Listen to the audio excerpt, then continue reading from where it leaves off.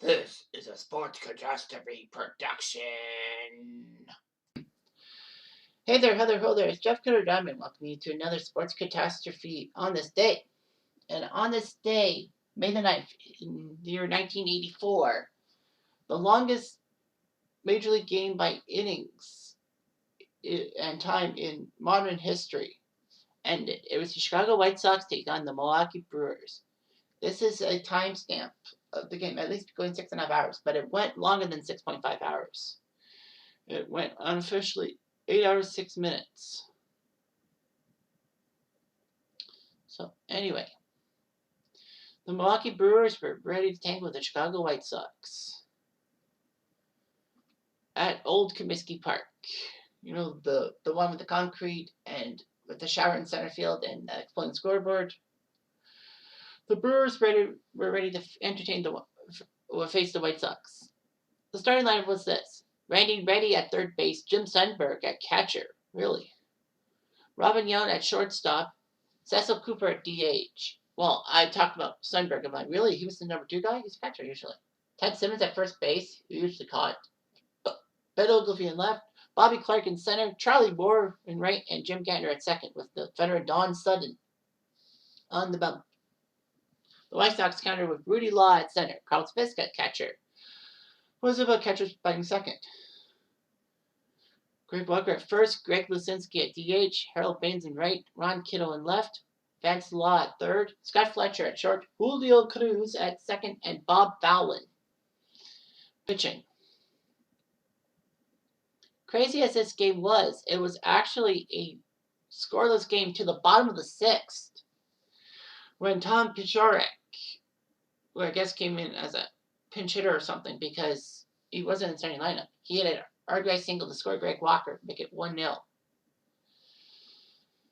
So looked good for the White Sox. However, after Salom Barajas came in, Robin Yount came in with an RBI single to score Randy Reddy to tie it at 1, making sure that Britt Burns will come to the mound. Nothing much happened and all that. However, in the top of the 9th, with Mike Squires now playing first base instead of Greg Walker, Ted Simmons was at the plate when Robin Yount decided to go to third base, try to steal third base. Unfortunately, Fisk threw a terrible throw, and Yount scored on that play to make it 2-1. After a single wild pitch, Ben Ogilvie get an RBI single, 3-1. It looked like the Brewers were going to come out of the White field with a win. Rolly Fingers, the legendary Rolly Fingers, came in to close the game off. After Tom Pichorek reached on an error by the right fielder and got to second base, Vance Law hit a fly ball to center field, caught. Jerry Hairston Sr. pinch hit for Fletcher and struck out. So it was over. Right? Wrong. Julio Cruz came in with an RBI double to make it 3-2, and then Rudy Law came in with an RBI single to tie the game at 3. Fisk would ground out, and we go to extras. The Brewers didn't really do much in the 10th. Neither did the White Sox. Basically, nobody could do anything. But the 13th inning, the Brewers had runner on second was Jim Gantner. Unfortunately, he was picked off by Al Jones.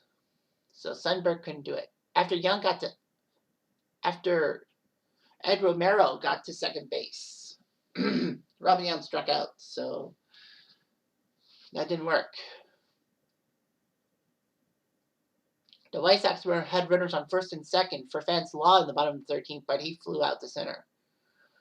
Nothing doing.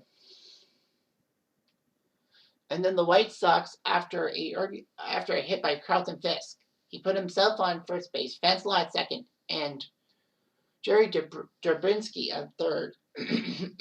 Mark Hill came in against Rick Waits and struck out.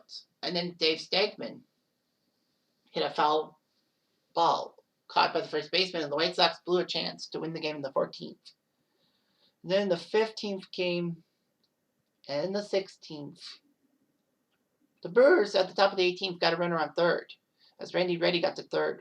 Robin Yount was intentionally walked, and Cecil Cooper hit a double play Augusto to short to first. And then the White Sox were batting. They had runners on second and third with Lon Pacharic. Julio Cruz popped up. Foul. It is out. 2 outs. Rudy Law was intentionally walked by Chuck Porter to get to Carlton Fisk, who struck out. The game was tied at 3-3, and the worst part about it, they actually had to suspend the game because of a time curfew. So they picked up where they went the next day. Top of the 19th, Brewers did nothing. White Sox did nothing. There wasn't much, but there might have been a breakthrough in the 21st inning as Ben Oglesby,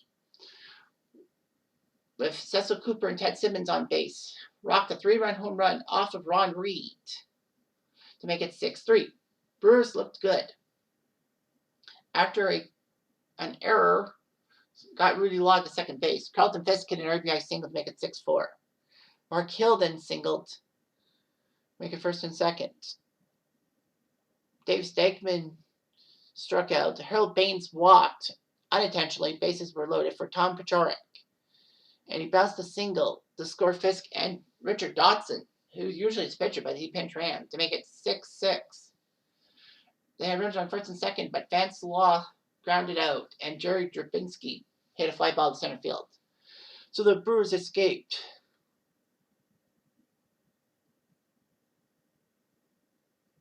So it was just crazy what happened. It was 6-6 until it was 6-6 at the moment. Nobody had a runner on third base for the entire game. Bottom of the 25th, Chuck Porter was still pitching. He got Dave Stegman to strike out.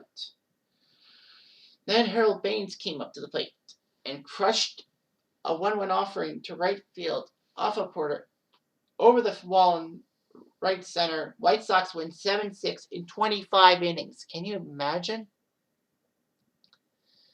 So yeah, the White Sox used a lot of guys and all that. The Brewers used 6 pitchers. The White Sox used 8. The Brewers pitching. Don Simon went 7. Pete Ladwit 1. Rolly Fingers blew the save, but he went 2 innings. Tom Tellman 3 1/3. Rick Waits 3 2/3 innings, and Chuck Porter 7 innings. Wow, 7.1 technically. The White Sox had Bob Fallon go for 6 innings. Solomon Barajas only pitching to a few batters. Brett Burns went for 3. Al Jones went for 4. Juan Agosto went for 7. Ron Reed for 2 2/3. Floyd Bannister for an inning and a third. And then Tom Seaver. Yes, that Tom Seaver came in. He was the winning pitcher that game. Needless to say, the Brewers and White Sox didn't really do that well the rest of the season. They weren't in the pennant chases. So, yeah, it was crazy. In 25 innings of play. I mean, are you serious? Well, we've got a few 20-plus inning games, but nothing too crazy like White Sox Brewers from 1984, and you can bank on it. Anyway, I'm Jeff Diamond. Adieu.